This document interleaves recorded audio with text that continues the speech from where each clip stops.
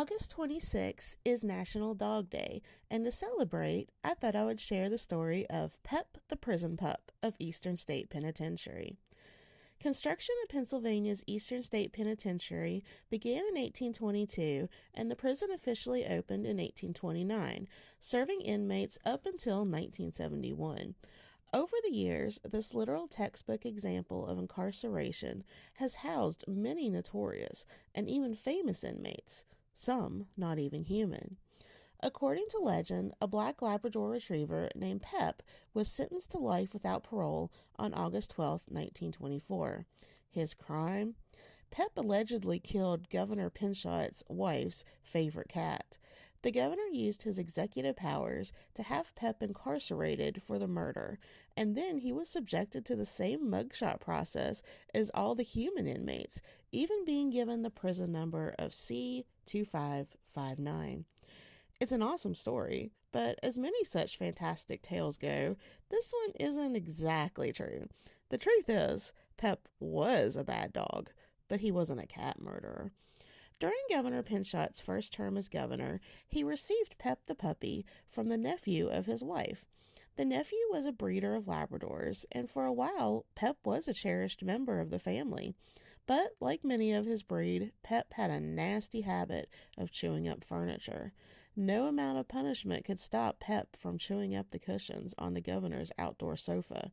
Unable to deal with Pep's bad behavior, the family decided that Pep had to go, but it seemed too cruel to euthanize him. Luckily, a trip to Maine inspired the governor. According to the governor's son, Pinchot observed therapy dogs in prisons to boost the morale of the inmates.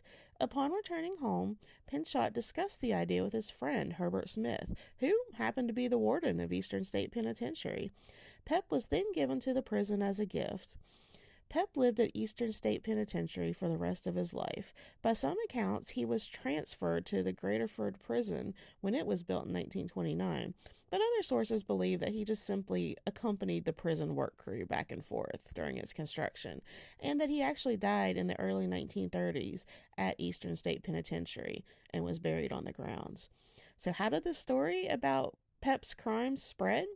From newspapers archived at Gray Towers National Historic Site, the governor's former home, it is largely implied from the governor's son that the stories were made up by a newspaper reporter with a sense of humor looking for an interesting story to boost readership. And where there's one legend, there's bound to be more. In the paranormal field, Eastern State Penitentiary is largely noted as being one of the most haunted locations in the world. Many groups, including those from popular television series, have caught evidence and have had personal experiences involving the former inmates of the prison. Since Pep is such an integral part of the prison's history, some believe his spirit is still roaming the halls as well.